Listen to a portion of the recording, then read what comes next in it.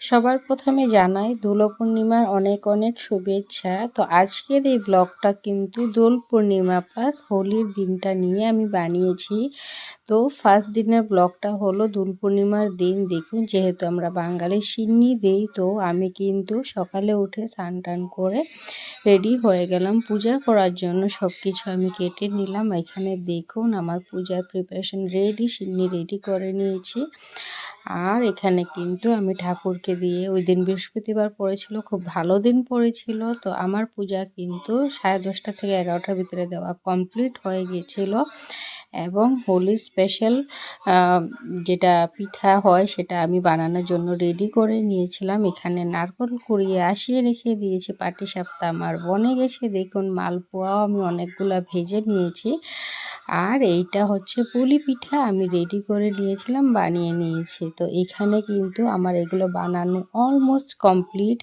আপনারা কি কি বানালেন অবশ্যই কমেন্ট করে জানাবেন। ভিডিও যদি ভালো লাগে লাইক করে দেবেন, শেয়ার করে দেবেন।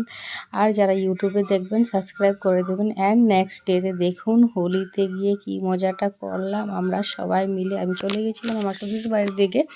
ওইখানে গিয়ে কিন্তু সবাই মানে খুব হোলি খেলেছি দারুণভাবে, আর ডান্স করছি। এটাই একটা দিন থাকে, সবাই ফুর্তি করতে থাকে, সবাই সবাইকে রং দিয়ে খুব ভালোভাবে ডান্স করছিলাম। অনেকে কিন্তু ভাঙের লাড্ডুও খেয়েছিল, বাট আমি খাইনি। আমার ভয় লাগে যদি, কারণ পরের দিন আমার বাচ্চার এক্সাম ছিল, যদি মানে মাথা টাথা ঘোরায় তাহলে, এই জন্য খাইনি। তো এখানে হোলি টেলি খেলে আমরা কিন্তু আবার রাত্রে রিটার্ন হয়ে গিয়েছিলাম। আর ওই দিন যেহেতু আমি বলেছিলাম গুরুদেবের জন্মতিথি থাকে, তো আগের দিন যদিও দিন পড়েছিল, পূর্ণিমা পড়েছিল, কিন্তু তিথিটা কিন্তু পরের দিন পড়েছিল। সো ওই তিথিটা পরের দিন পড়াতে কিন্তু এই দিনকে আমরা গুরুদেবের কিন্তু অভিষেক করেছিলাম। তো এখানে দেখুন হোলি খেলে কন্ডিশন সবের বাজে, একটার পর একটা ডান্স করছি, মানে সবাই খুব ফুর্তি করছিল, বাচ্চারাও ছিল, ওরাও খুব এনজয় করছিল। তো আপনারাও কি এরকমভাবে ডান্স করেন অবশ্যই জানাবেন।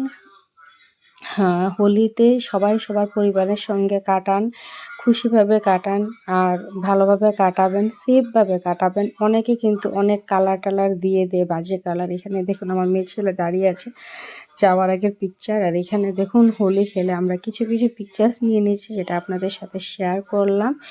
এবার এই দেখুন এখানে আমাদের পূজা ঘর, এখানে আমাদের রাধারানী, কৃষ্ণ ঠাকুর, বালগোপাল আছে। আর এখানে মহাপ্রভুর অভিষেক করা হচ্ছে অনেক ধরনের ফলের রস দিয়ে, যে অভিষেকটা হয় ওইটা কিন্তু এখানে রেডি করা হয়েছে। এটা কিন্তু আমরা বিকালবেলার দিকে করেছিলাম।